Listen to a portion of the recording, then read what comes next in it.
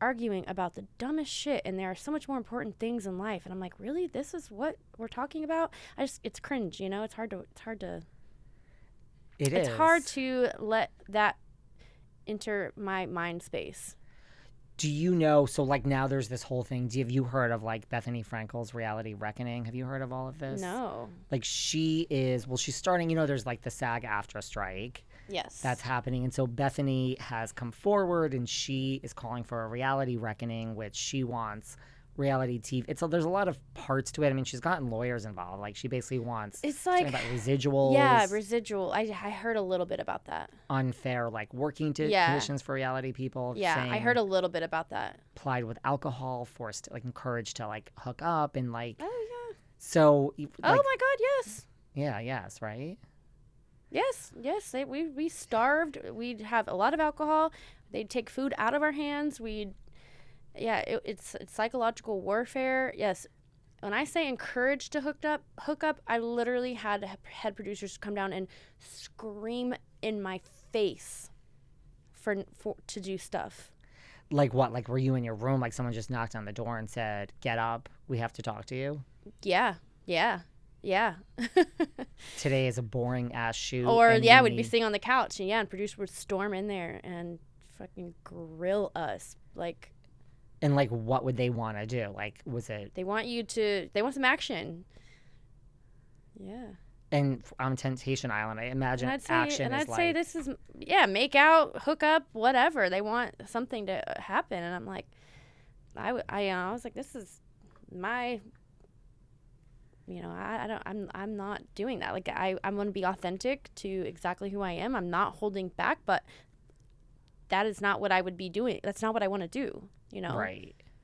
And like they thought, oh, you're holding back. That was always their thing, oh, you're not being real. No, I am being real, because the real me wouldn't just start making out with this person. Right. You're like, I just don't want to make out with Yeah, this person. literally. And then would you get in trouble if you didn't do it? Like would they just go on to the next person, or would they just berate you and just be like, or did you ever get threatened like, we're going to cut you from the show? Mm-hmm. Yeah. Like how so? Like go and make out with someone, or we're going to cut you from the show? I definitely think the singles had it harder when it came to that, and like the pressure that they were told that things that they wanted to be done. But yeah, they definitely threatened to kick people off the show, not specifically for like, oh, you need to make out with this person or we're going to kick you off. Not that I didn't hear that specifically, although I don't doubt that would happen. But, definitely like, you need to stop talking about production, for example. Okay, so one of the things is like, that was a big thing we got in trouble for, is you can't talk about production. Meaning, if you, this is so long ago. My memory is a little fuzzy as far as exact details, but it would be like, if you were like, okay, so, I went into this room and so-and-so said this and this and this, and, I want to talk about this, but they said we got to talk about this. Cameras are on you 24/7. Like, right. Cameras are always on you. And so if you talked about production at all, like, they'd come in and, like, one of the guys that I filmed with a lot, like my, like, love interest on the show, he got fined, like, money just for getting in trouble from them. Right. Like Bravo defines people, but like, right, because like then you break the fourth wall and they have to edit around it. Like if you say production said this or that, or just like, or I mean, sometimes it would be like hard to be part of a conversation, or like you'd want to talk about something, but there's a big ass camera in your face. You're like, well, let's not talk about this, because sometimes it was just like things that are like really private that you don't want to talk about. In front of a huge audience. Yeah, in front of a huge ass camera. And that you certainly didn't want aired, So. And then what? You would just get a fine. You'd get in big trouble. And it's not just like, it's not just the fine too. It's also just like, you want them to be on your good side, because they control your life out there. Like you have to ask to go to the bathroom. Like you don't have any rights. Like as a normal person, you know, you have to ask them to do anything and everything. And it's like being like a little kid, and you know, like I gotta behave. Right. Like there was this feeling of like, what? Like if I'm nicer to producers, I'll get like a better edit. Right. Yeah. And just like things there on the island too of you know, things being allowed, like being able to eat or having a change of clothes or you know, being able to do an interview in the shade as opposed to in the middle of the sun, things like that. So like if you were a favorite and you did what they want, what? Oh, here's some new clothes. Not new clothes. It's but yeah, but I mean, low key, you know, low key for sure. That's still manipulative when you're supposed to be like, I mean, being real to the situation. You know, they would put us in what I called this like hot box. It was this cardboard makeshift room. It was tiny, like definitely smaller than this. Smaller than this space. And it was literally just like cardboard. And we were in Hawaii, hot, and there'd be no AC, and it'd be blocking off the wind, right, the breeze.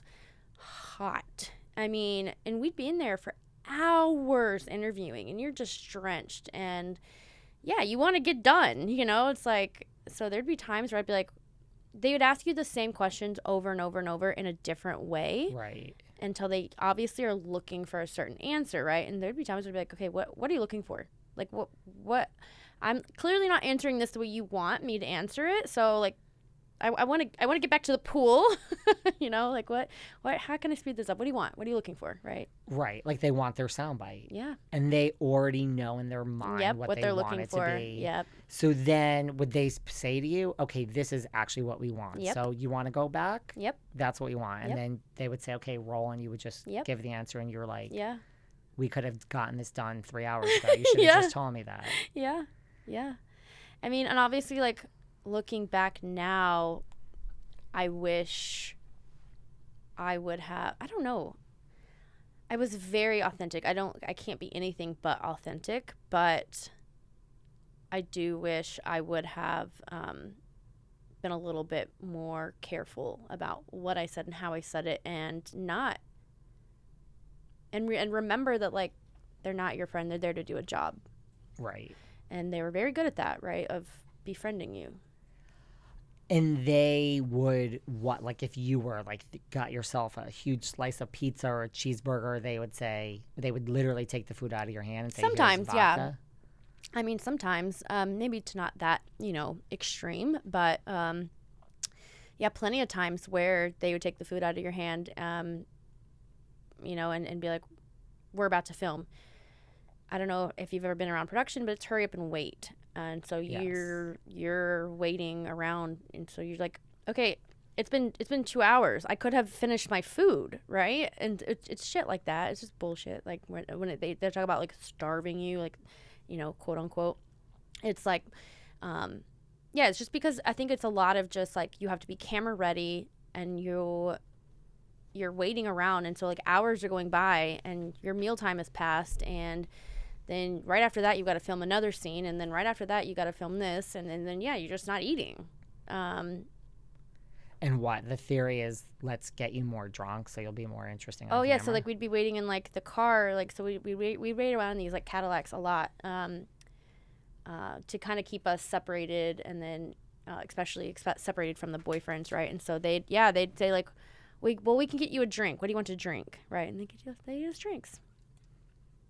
And I'm not, that's, you know, they brought us food sometimes, but I'm not trying to be dramatic about it. But, you know, Nicole, my castmate, would tell you, she'd sit here and tell you, like, oh, like, really how it was. But, you know, I get it, I guess, from, like, a business point of view and, like, a production point of view. Like, I understand kind of, like, maybe what I think I do, at least. I mean, who knows? It could be just as dark and twisted as it appears to be, but I like to think that it's, you know, there's reasons for why things kind of turned out like that way. It seemed that way, right? Why they would take away food but give you drinks, right? But I mean, come on, they're also making a reality TV show and one where the whole premise is to hook up, right? And cheat. They want your inhibitions down, so stomach empty, and drinking is definitely a quick way to do that. This is why I can't really watch a lot of reality TV either without seeing production. Like I just, once you know how the sausage is made. Yeah, you can't unknow, you can't unsee it. So would you ever join the reality reckoning? Apparently Bethenny is reaching out to all sorts of people that have been on reality TV. Well, I don't really know. What do you mean join it? Like, is it just like to be like on strike for it? Well, I don't know. There's letters. It's starting with Bravo. It's apparently going to go to other networks. I would definitely support it. Hell yeah. But I don't know, like...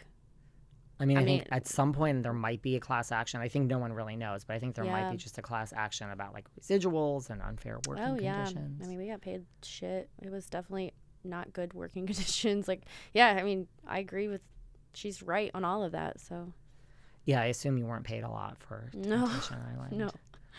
What do you think it is? Like, why do you think people are drawn to, like, having gone through it? Like, I've been on some reality TV. Like, what do you think it is that people are, like, drawn to? If it's low pay, what? Is it just the allure of fame? Everything I was accusing Morgan of before? Is it just... It's definitely an opportunity. It's definitely fun. There's a lot of fun